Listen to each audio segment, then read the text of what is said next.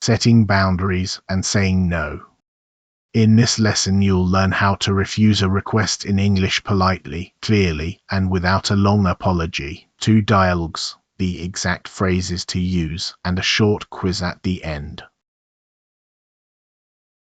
Here's the plan. First, a simple 3-part formula for saying no. Then the softening phrases that keep you sounding warm, and the boundary phrases you can reuse at work and with friends. After that, 2 complete dialogues with the transcript on screen, language notes, and 3 questions to check what you've learned. One thing to be clear about: the characters, conversations, and example sentences in this video are invented for teaching. They're written to show the language as plainly as possible.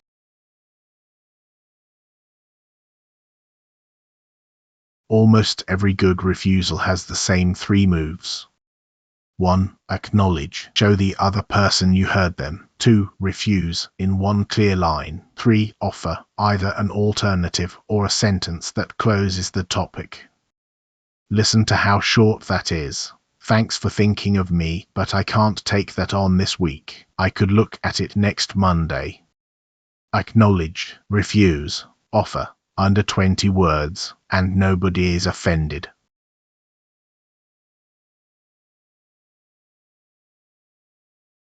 Here are 5 refusals that stay friendly. Repeat them after me. I'm afraid I can't. I'd love to, but I'm fully booked this week. That doesn't work for me, sorry. Thanks for asking, I'll have to pass. And when you need time to think, let me check and get back to you. Notice that each one is a single sentence. Say it once, warmly. A short reason is stronger than a long excuse because a long excuse invites the other person to solve it for you.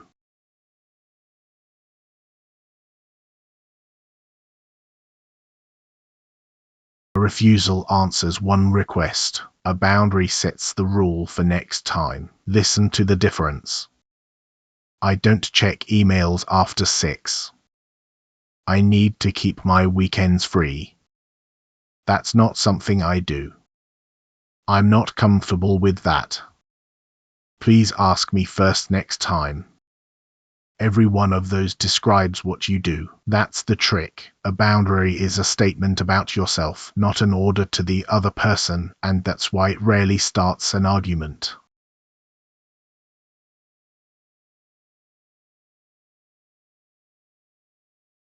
Dialogue 1. Covering a shift.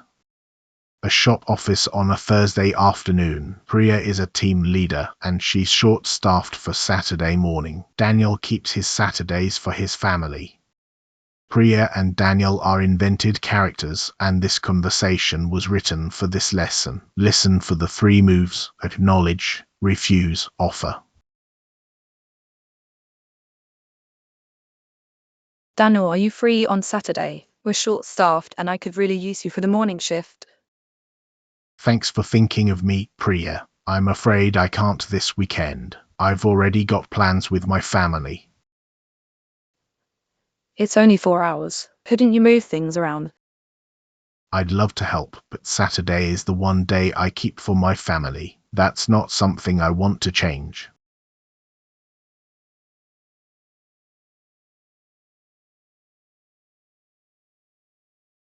Okay, that's a shame. We'll be stretched.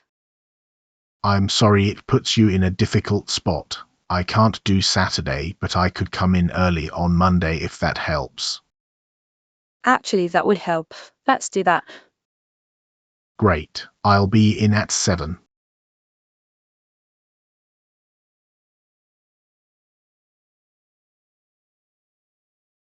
Look at what Daniel actually did.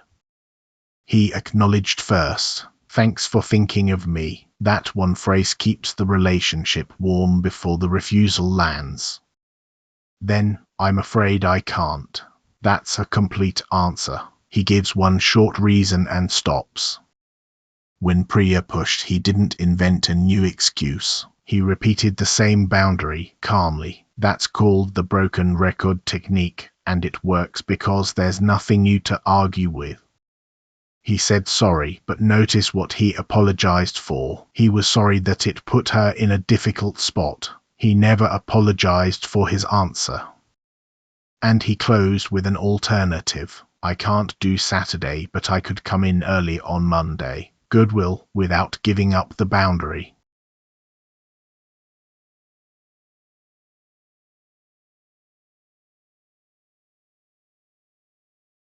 Dialogue 2. A late night favor.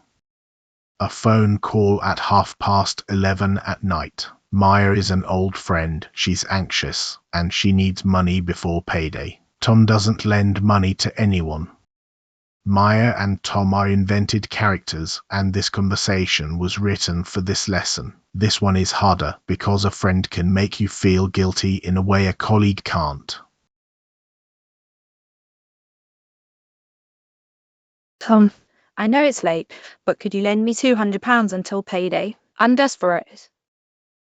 I'm sorry you're in a tight spot. Lending money isn't something I do, though. Not with friends. Come on. You know I'd pay you back. It's not about trusting you. It's a rule I keep for myself, and I'm sticking to it.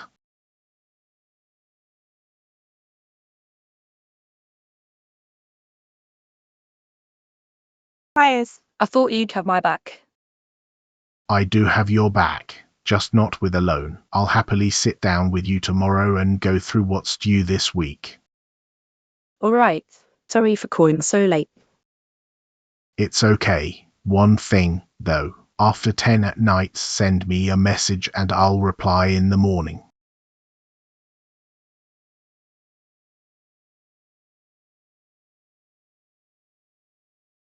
Tom does something clever in his first line. He calls it a rule. Lending money isn't something I do. That's a general rule, not a judgment about Maya, so there's nothing personal to argue with. Then he names what the refusal is not about. It's not about trusting you. Say that early, and you stop the conversation turning into a fight about the friendship. I thought you'd have my back. That's a guilt trip. It's a normal thing for an upset person to say, and it does not oblige you to change your answer. Tom's reply is the sentence to remember. I do have your back, just not with a loan. Accept the relationship, refuse the request. And his last line isn't about tonight at all. After 10 at night, send me a message. That's a boundary for every night from now on.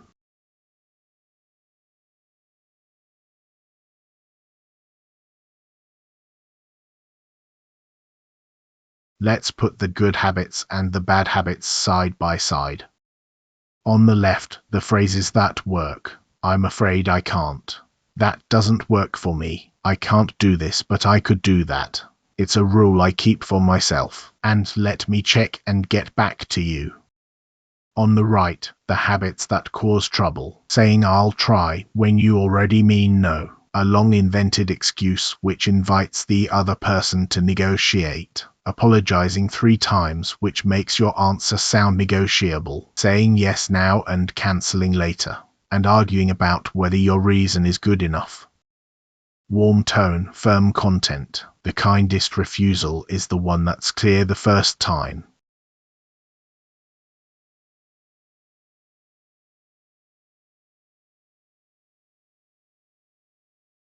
Quick check. Question 1. Your manager asks you to stay late on Friday, and you can't. Which reply refuses politely and clearly? A. I'll try to make it work, I think. B. I'm afraid I can't stay late tonight, but I can start early tomorrow. Or C. Sorry, I suppose I could, if I have to. Pause the video if you need to, and choose.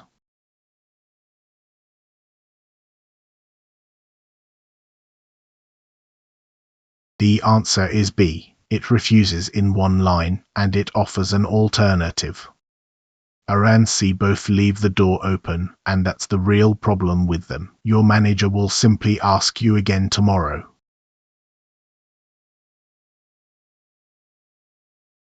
Question 2. Someone keeps pushing after you've already said no. What is the broken record technique? A. changing your reason each time until one is accepted. B. Calmly repeating the same boundary in the same friendly words. Or C. Ignoring the message and hoping they forget about it. Have a think.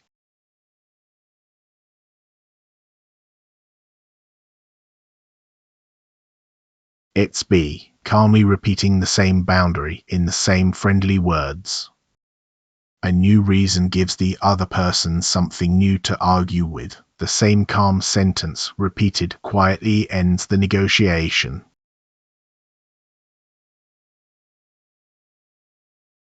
Question 3. Remember, a refusal answers tonight, but a boundary answers every night. Which one sets a boundary? A. I'm afraid I can't tonight. B. I'd love to, but I'm busy. Or C. After 6, I don't check emails. I'll reply in the morning. Last one. Take your time.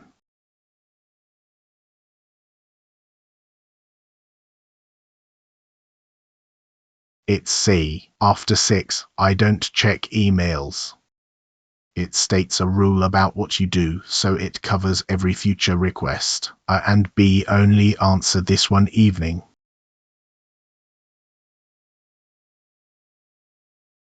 So, 5 things to take away. Acknowledge, refuse, offer. 3 short moves, 1 sentence each. No is a complete answer, and a short reason always beats a long excuse. When someone pushes, repeat the same words calmly. Don't go looking for a new reason. Say what you do, not what the other person must do. That's what makes it a boundary. And refuse the request, but keep the person. Warm tone, firm content. If this helps, subscribe to BMaster79 for more everyday English dialogues. Thanks for watching, and see you in the next one.